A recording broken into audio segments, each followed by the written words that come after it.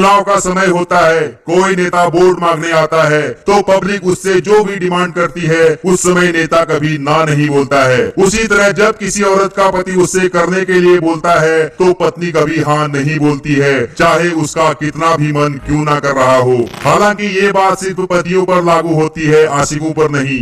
ज्यादातर महिलाएं आशिकों का तो जबरदस्ती पैंट उतार देती हैं और जोर जोर से करने को बोलती हैं, लेकिन पति के सामने हमेशा नखरे दिखाती है।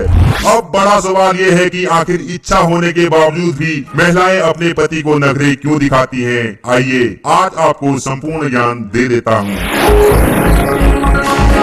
दोस्तों, दरअसल सभी महिलाएं अपने पति की नजरों में पतिव्रता बनकर रहना चाहती हैं। वो अपने पति के सामने ये साबित करना चाहती है कि मैं सेक्सी नहीं हूँ, मुझे इस चीज से कोई खास मतलब नहीं है। महिलाओं को लगता है कि अगर वो अपने पति से करने के लिए बोलेगी तो उसके पति को लगेगा कि इसके अंदर तो बहुत आग है, ये मेरी गैर हाजिरी में किसी और से जरूर करवाती होगी। पति शक ना करे, इसीलिए महिलाएं पति को नखरे दिखाती हैं और अपनी हसरतों को पूरा करने के लिए किसी गैर मर्द से अवैध संबंध बना लेती हैं। लेकिन अवैध संबंधों का अंत तो हमेशा खौफनाक होता है। दोस्तों, राजस्थान के पाली की रहने वाली 30 साल की भूरी देवी का भी यही हाल था। उसके पति ने भले ही उसे 2 बच्चों की मां बना दिया था, लेकिन वो पति के काम कला से बिल्कुल भी खुश नहीं थी। उसे अपनी जवानी बर्बाद होते नजर आ रही थी। वो चाहती तो इस मामले में अपने पति से बात कर सकती थी। अगर पति के अंदर कोई मर्दाना कमजोरी थी तो उसका इलाज किया जा सकता था, नहीं तो वियाग्रा का भी सहारा लिया जा सकता था। लेकिन उसने ऐसा नहीं किया, बल्कि उसने जवानी का मजा लेने के लिए पड़ोस में रहने वाले सतीश कुमार से अवैध संबंध बना लिए और हर रोज उसके साथ मजे का आदान प्रदान करने लगी। सतीश कुमार का जिगरी दोस्त विनोद जानता था कि सतीश ने ठुकाई ऑपरेटर की नौकरी ज्वाइन कर ली है। उसने सतीश से बोला, यार मैं भी बेरोजगार बैठा हूँ, कहीं मेरी भी ज्वाइनिंग करा दे। तो ये बात सतीश ने भूरी देवी को बताते हुए कहा कि मेरे दोस्त की जवानी भी उफान मार रही है, किसी अपनी सहेली से उस बेचारे की भी सेटिंग करा दे। तो भूरी देवी बोली, हम हैं तो क्या गम है, कल उसको भी बुला लेना, हम उसको भी जन्नत दिखा देंगे। दोस्तों, भूरी देवी का पति रात में सिक्योरिटी गार्ड की नौकरी करता था। पति के ड्यूटी चले जाने के बाद वो अपने दोनों आशिकों को बुला लेती थी और रात भर मजा लेती थी।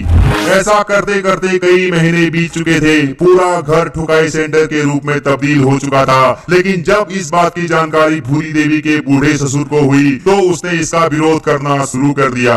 भूरी देवी के ससुर ने ये बात अपने बेटे को तो नहीं बताई, लेकिन खुद रात को घर के मेन गेट पर खटिया लगाकर सोने लगा। उसने दोनों ठुकाई ऑपरेटरों का घर में आना पूरी तरह से बंद कर दिया था। इस बात से भूरी देवी को बहुत गुस्सा आया। उसने अपने आशिकों से कहा कि ये बुड्ढा अब कबाब में हड्डी बन चुका है, ये कभी भी ये सारी बातें अपने बेटे को बता सकता है, इसीलिए इसको रास्ते से हटाना बहुत जरूरी है।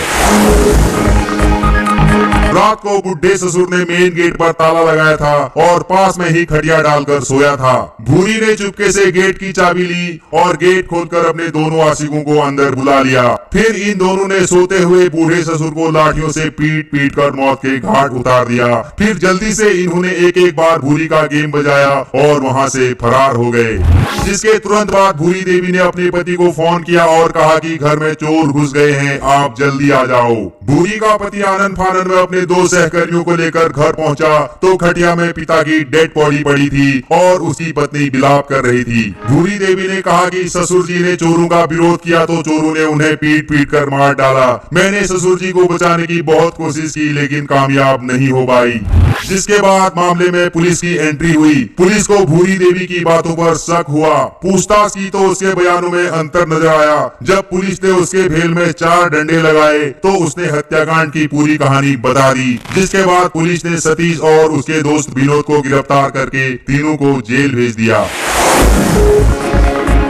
दोस्तों, उम्मीद करता हूँ चढ़ती जवानी और हवस की ये कहानी आप भली भांति समझ गए होंगे और ये भी समझ गए होंगे कि अगर भूरी देवी अपनी प्यास बुझाने के लिए किसी गैर मर्द को अपने ऊपर नहीं चढ़ाती या फिर वो इस बारे में अपने पति से बात करती तो शायद आज ये कहानी नहीं बनती।